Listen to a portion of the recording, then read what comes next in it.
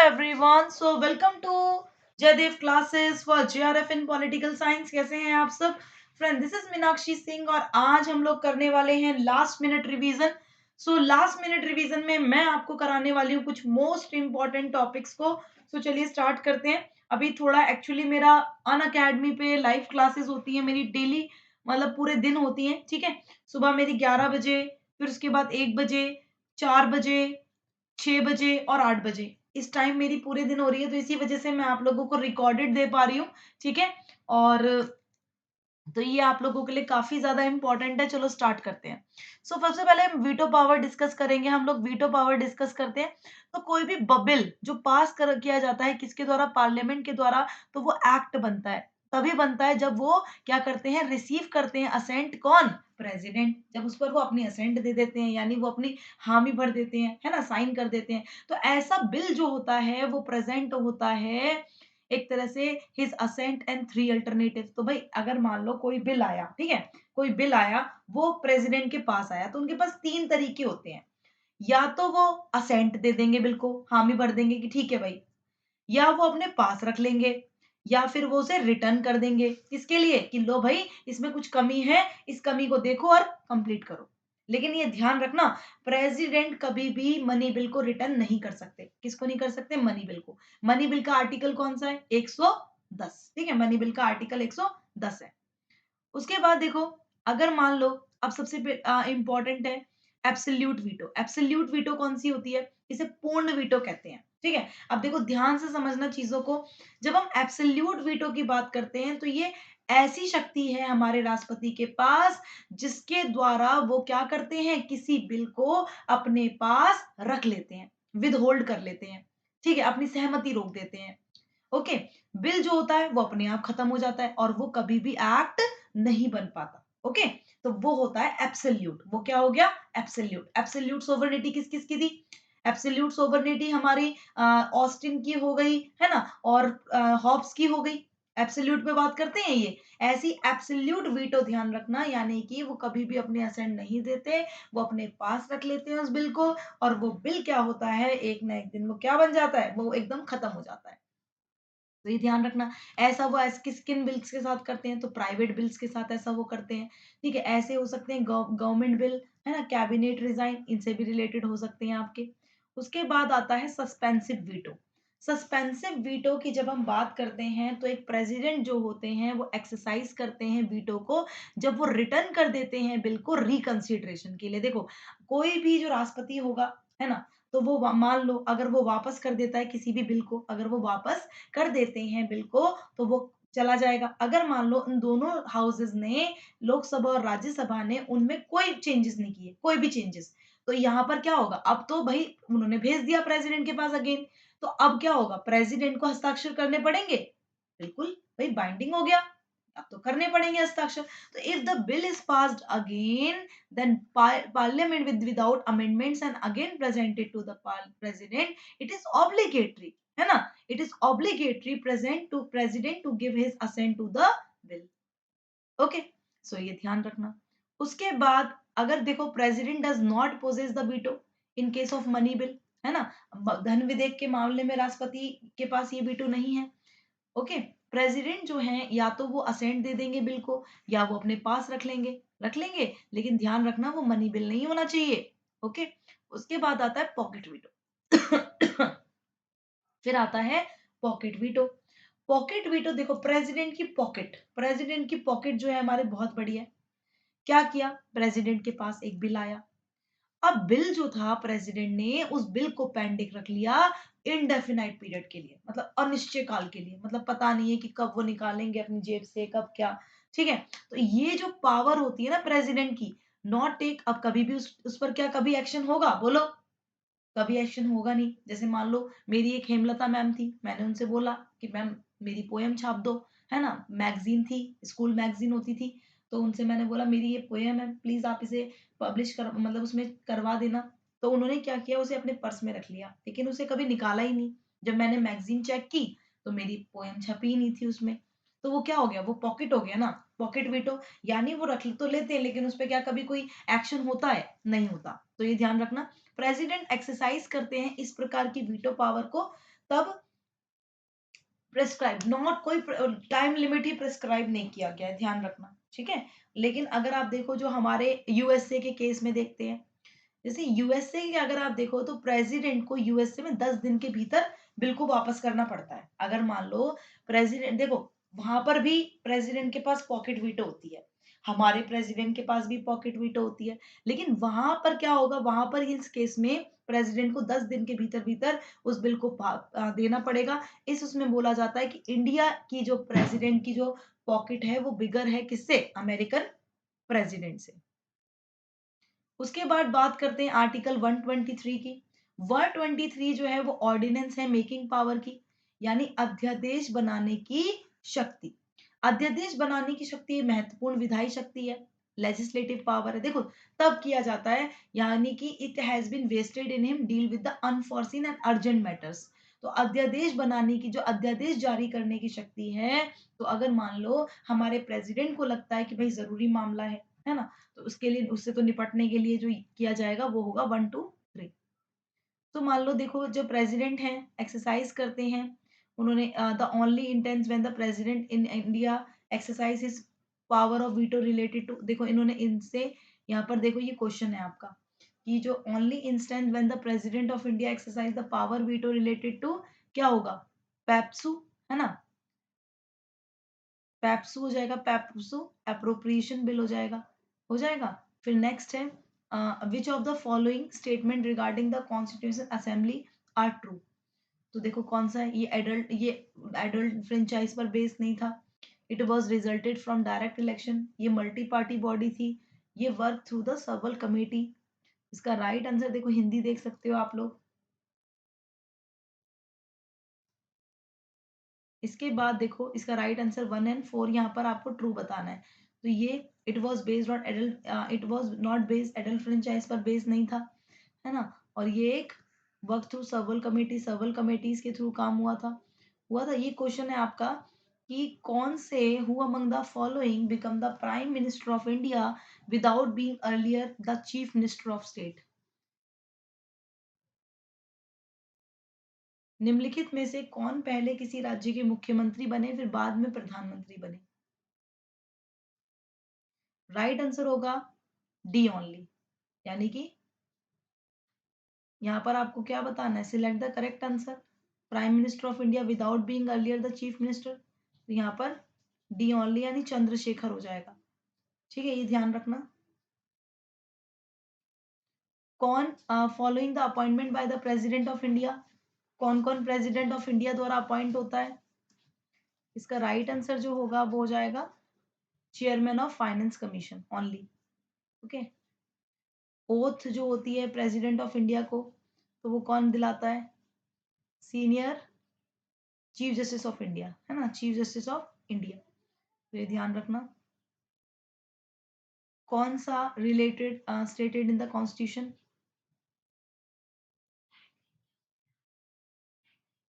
इसमें देखो यहाँ पर president shall be not be member of either house of parliament, parliament shell consist president and 2 houses, दोनों ठीक है ना। बाकी हम लोग चलते हैं अब आगे, ठीक है, इस तरह से और भी क्वेश्चंस हैं। अब देखो फेमिनिज्म, जब हम फेमिनिज्म की बात करते हैं तो जो फेमिनिज्म है बेसिकली, है ना, तो इसमें जो इम्पोर्टेंट है वो मैं आप लोगों को बताऊंगी कि इम्पोर्टेंट क्या है। देखो फेमिनिज्म की जो फर्स्ट वेव थी फेमिनिज्म की, वो कब की थी, 1840 से 1850, है ना। इसके अंदर वुमेन सफरेज मूवमेंट के लिए आया था, फीमेल सफरेज के लिए आया था। सेकेंड वेव जो रही आप लोगों की 1960 के टाइम पर रही थी, है ना, तो ये ध्यान रखना।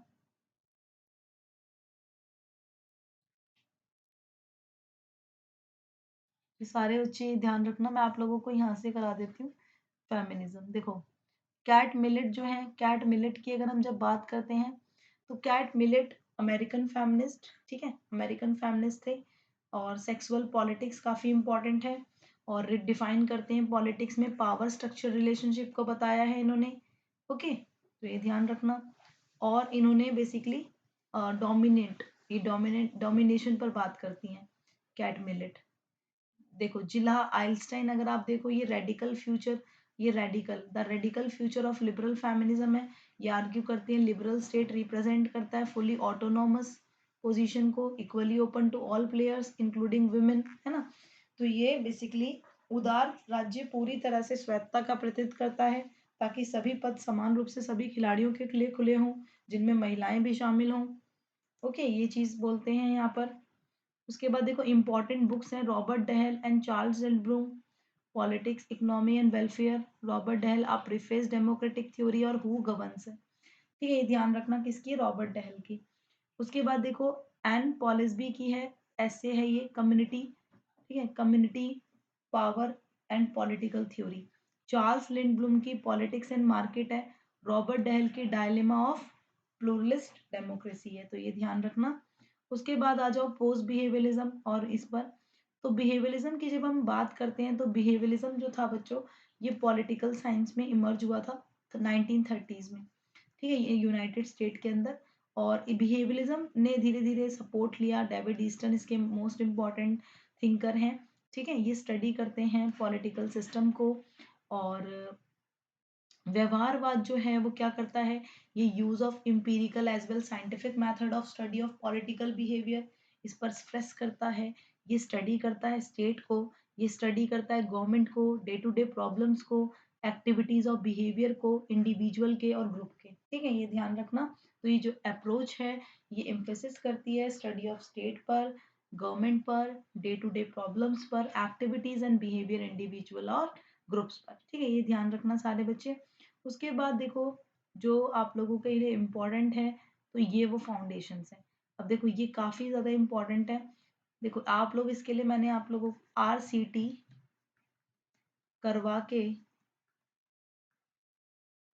वापस क्यों आई, ये हमारी ट्रिक है, ठीक है। R फॉर रेगुलरिटीज, ठीक है, C for commitment to verification, T for technique, Q for, V for value, P for pure science, Q for quantification और I फॉर इंटीग्रेशन। तो आप इस तरह से याद कर सकते हो, ठीक है। तो ये सिस्टमाइजेशन मैंने आपको बता ही दिया था। ओके, हिंदी में ये है, हिंदी में आप लोग इसको सारे बच्चे देख लेना, ये काफी ज्यादा इंपॉर्टेंट है। आखिरकार जो इसको क्रिटिक करते हैं, इसको क्रिटिक किसने किया था, लियो स्ट्रॉस ने, ओके, लियो स्ट्रॉस ने इनको क्रिटिक किया था। उसके बाद पोस्ट बिहेवियलिज्म अप्रोच आती है ना। तो ये loop holes of behavioural approach, ये डेवलप क्यों हुआ था, ये लूप होल्स की वजह से हुआ, यानी इसमें इसने व्यवहारवाद में कुछ खामियां देखी, खामियां देखने के बाद ये पोस्ट बिहेवियलिज्म आता है, ओके।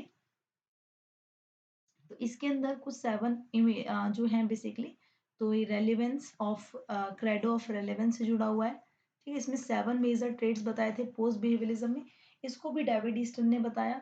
इसके अंदर देखो, इसके अंदर due to primary technique substance of study along with techniques है ना, इम्फेसिस करते हैं चेंजेस पर, स्टडी करते हैं फैक्ट्स एंड रियलिटीज को। इसमें ह्यूमन वैल्यू पर बात की गई है, रोल ऑफ इंटेलेक्चुअल एलिमिनेट करते हैं पॉलिटिकल साइंस से, value can not be totally eliminated, value को टोटली एलिमिनेटेड नहीं किया जा सकता।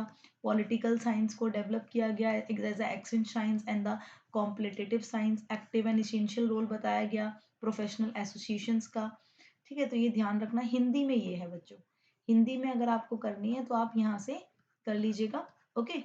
तो ये काफी ज्यादा इंपॉर्टेंट है आपके एग्जाम के लिए। तो पोस्ट बिहेवियलिज्म जो है आप लोगों का, ये मैंने आप लोगों को करवा दिया। देखो इसमें अभी ये जो है पोस्ट मॉडर्निस्ट स्कूल वाले लोग हैं, इनका नाम याद रखना, कहाँ गई ये, ठीक। पोस्ट मॉडर्निस्ट स्कूल के जैक्स डेरिडा, इनकी ऑन ग्रामेटोलॉजी है बुक है, स्पेक्टर्स ऑफ मार्क्स है और मार्जिन ऑफ फिलोसफी है। डी फॉर डेरिडा और डी फॉर डीकंस्ट्रक्शन, मैंने बताया था ना, डीकंस्ट्रक्शन, तो ये आप लोगों को ध्यान रखनी है, D for Derrida and D for deconstruction. Michael Foucault की बुक है power knowledge punitive society discipline, ये रिलेशनशिप बताते हैं किसमें, पावर एंड नॉलेज में। बाकी कुछ ये थिंकर्स हैं, हमेशा पोस्ट मॉडर्निज्म पर क्वेश्चन आता है, इसी वजह से मैंने आपको यहाँ पर थिंकर्स के नाम बताए हैं। गिलीन्स डिल्यूज हैं, पियरे बुर्दियो हैं, जुडीथ बटलर हैं, नीत्से हैं, सार्ते हैं, लाकेन हैं, ओके, हेडेगर हैं और रोलैंड बार्थेस हैं, ठीक है, ये ध्यान रखना सारे बच्चे। उसके बाद ये वाला आप लोगों का, अच्छा ये पोस्ट मॉडर्निज्म ही है, इसके अंदर चलो मैं आप लोगों को यहाँ से ही बता दूंगी। ठीक है, सोशलिज्म पे आ जाओ। देखो सोशलिज्म में अगर हम देखें काफी ज्यादा इंपॉर्टेंट है। देखो पहली चीज आपको क्या याद रखनी है, जो टर्म है सोशलिज्म, है ना, इसको जो सीईएम जोड है ना, सीईएम जोड, इन्होंने इंट्रोडक्शन टू पॉलिटिकल थ्योरी जो है, मॉडर्न पॉलिटिकल थ्योरी, इसमें बताते हैं सोशलिज्म। अगर आप देखोगे ये सीईएम जोड कहते हैं कि एक ऐसी हैट बन गई है जिसने अपनी शेप खो दी है, जिसने अपनी शेप खो दी है। It is a very important for your examination, please इसे ध्यान रखना। जो टर्म है sociology sociology social socialism, C E M Joad ने introduction to modern political theory में इसे कहा कि एक ऐसी शेप, एक ऐसी हैट बन गई है जिसने अपनी शेप, जिसने अपना आकार टोटली खो दिया है। ओके, सो ये ध्यान रखना। उसके बाद देखो जो ऑक्सफोर्ड डिक्शनरी है उसके अंदर डिफाइन किया गया सोशलिज्म को, थ्योरी ऑफ पॉलिसी। ठीक है, इसका एम है एडवोकेट करना ओनरशिप को, कंट्रोल को, production, capital, land and property, है ना, ये बताया गया।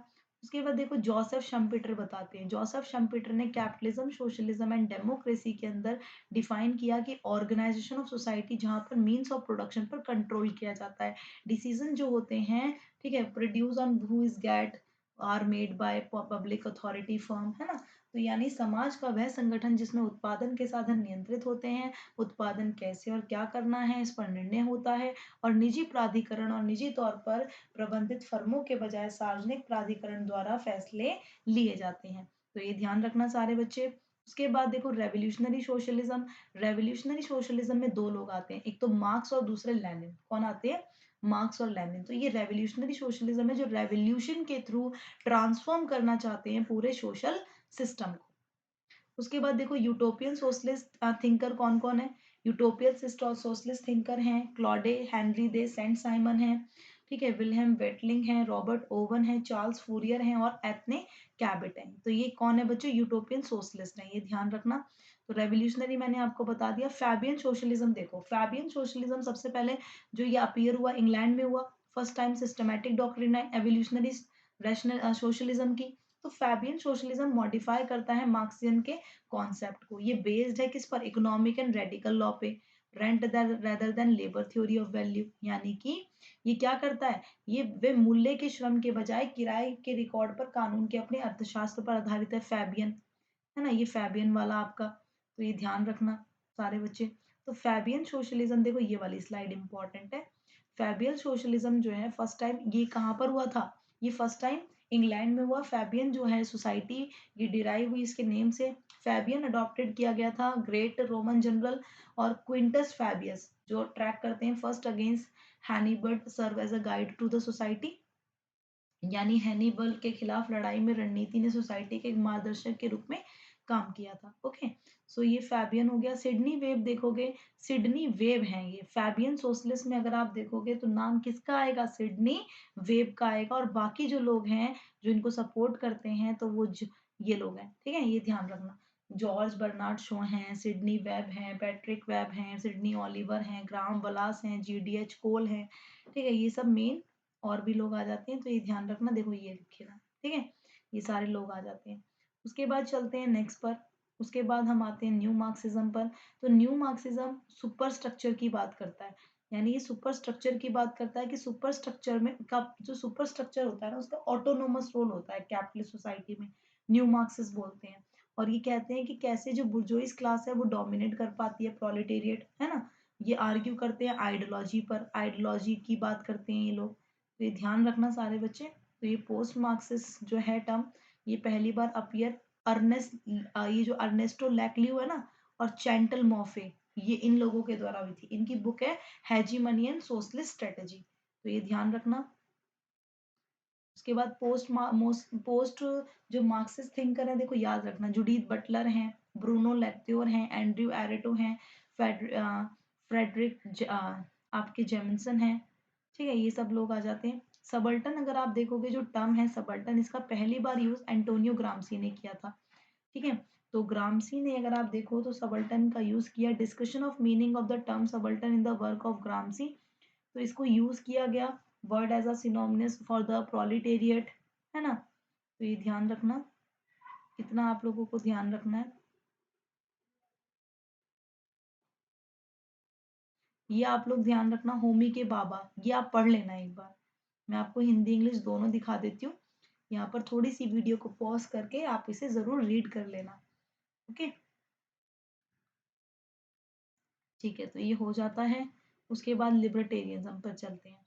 तो लिबर्टेरिज्म देखो कौन कौन है। लिबर्टेरिज्म हम इनको न्यू रियलिज्म भी बोलते हैं। कौन बोलते हैं? New realism. तो ये ध्यान रखना, ये कौन है? ये न्यू रियलिस्ट भी है, तो ये ध्यान रखना। तो पहली बार जो ये टर्म है ना, न्यू लिबरलिज्म, जो पहली बार ये टर्म देखी गई, इसे कर लेते हैं, पेन चेंज कर लेते हैं कलर इसका, ठीक है। तो ये लिबर्टेरिज्म है, पहली बार जो लिबर्टेरियन जो यूज किया गया था, ये 1789 में किया गया था, जब विलियम बेल्स्टीन ने लिखा था लिबर्टेरिज्म इन कंटेक्स्ट ऑफ मेटाफिजिक्स, ठीक है। ये लिखते हैं मेटाफिजिक्स के तौर पे। तो लिबर्टेरियन है ना, लिबर्टेरियन एक पॉलिटिकल थॉट है जो कि लिबर्टी ओवर अदर वैल्यूज को बहुत ही इंपॉर्टेंट देता है, जैसे कि अथॉरिटी, ट्रेडिशन, इक्वालिटी, इन चीजों को। ओके, तो ये ध्यान रखना। तो लिबर्टेरियन ट्रेडिशन जो रूटेड है वो किस में? इंडिविजुअल राइट में है, लेजिस्लेचर, इकोनॉमिक डॉक्ट्रीन में है, ठीक है। तो ये ध्यान रखना। अब देखो इसमें कौन कौन लोग आते हैं। हर्बर्ट स्पेंसर, हर्बर्ट स्पेंसर एक ब्रिटेन पार्लियामेंट्रियन फाउंडर हैं सोशल डर्विनिज्म के। इन्होंने right to people ignore the state, है ना, right of the people to ignore the state, ये कौन बोलता है? एडम स्मिथ बोलते हैं, सॉरी हर्बर्ट स्पेंसर बोलते हैं। एडम स्मिथ अगर आप देखो स्कॉटिश इकोनॉमिस्ट हैं, है ना। स्मिथ अगर आप देखो ये स्ट्रॉन्ग क्रिटिक करते हैं, किसका? इन्होंने स्ट्रॉन्ग क्रिटिक किया था मर्केंटलिज्म का, किसका? मर्केंटलिज्म का, और एक्सप्लेन किया था इकोनॉमी इन मार्केट टर्म्स, है ना। इन्होंने इनविजिबल हैंड बताया, है ना, मार्केट कंपटीशन की बात करते हैं। इनकी थ्योरी ऑफ मोरल सेंटिमेंट्स है, द वेल्थ ऑफ नेशन है इनकी मोस्ट इंपॉर्टेंट बुक, तो ये ध्यान रखना, ठीक है। राज्य की अनदेखी करने के लिए लोगों को सही की वकालत की थी, ये ध्यान रखना।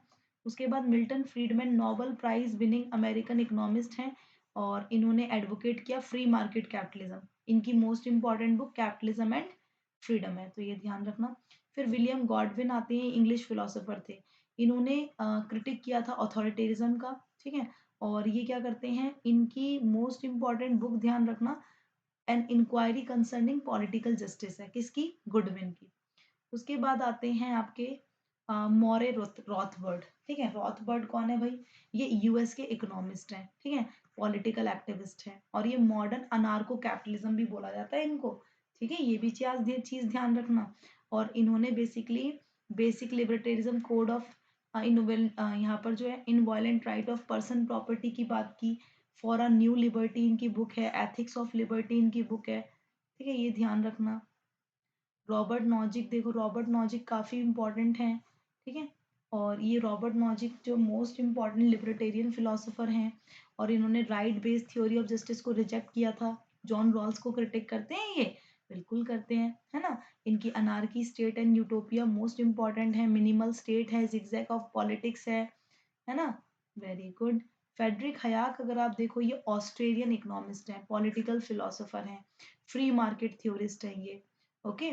और इन्होंने मार्केट को means of ensuring economic efficiency बताया था, और ये क्लासिकल लिबरल हैं, ओके। तो ये ध्यान रखना। द रोड ऑफ द सेफरेडम इनकी है, द कॉन्स्टिट्यूशन ऑफ लिबर्टी इनकी है, लॉ लेजिस्लेटिव लिबर्टी इन्हीं की है, किसकी? हेनरी, सॉरी हयाक की, फेडरिक हयाक की।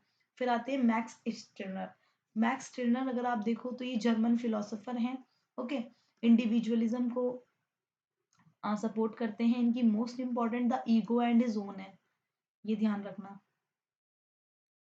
उसके बाद हम लोग आते हैं यूटोपियनिज्म पर। तो आप लोगों को कुछ इंपॉर्टेंट चीजें बता देती हूँ। देखो यूटोपिया टर्म का पहली बार यूज किया था थॉमस मोर ने। किसने किया था? Thomas More. तो यूटोपिया जो था ना, बेसिकली ये जो वर्ड है यूटोपिया, ये डिराइव हुआ है टू सोर्सेज से। एक तो ग्रीक ऑटोपस मीनिंग नो प्लेस, और ग्रीक ईटोपस, इसका मतलब होता है गुड प्लेस, ठीक है, ये ध्यान रखना। तो जो आप लोगों का यूटोपिया है, यूटोपिया बेसिकली बस एक बिलीफ है ना, जो कि इम्पॉसिबल या अनरियलिस्टिक हो। जैसे मान लो मैं देखूं कि हाँ मैं अमिताभ बच्चन के साथ हूँ, है ना, एक तरह से, तो ये क्या हो गया? ये अनरियलिस्टिक हो गया, इम्पॉसिबल हो गया, है ना। यहाँ पर बस मैं कल्पना कर रही हूँ। मैंने आपको बोला कि मैं अमिताभ बच्चन से मिली, लेकिन मैं नहीं मिली ना, तो ये सिर्फ क्या हो रहा है? कल्पना हो रही है बस, है ना। तो ये ध्यान रखना। तो ये वही चीज़ है, ये जो टर्म थी वो पहली बार यूज़ थॉमस मोर ने की थी, है ना? ये ध्यान रखना सारे बच्चे। इसके बाद जो इम्पोर्टेंट चीज़ें और आ जाती हैं तो वो मैं आप लोगों को बता देती हूँ। देखो, रॉबर्ट ओवन की most important book a new view of society है। राइट ऑफ मैन है थॉमस पेन की। और रूसो रूसो की सोशल कॉन्ट्रैक्ट है, जिसमें उन्होंने नेचुरल मैन की बात की। Okay. Robert oven rational society of society की बात करते हैं, ये ध्यान रखना।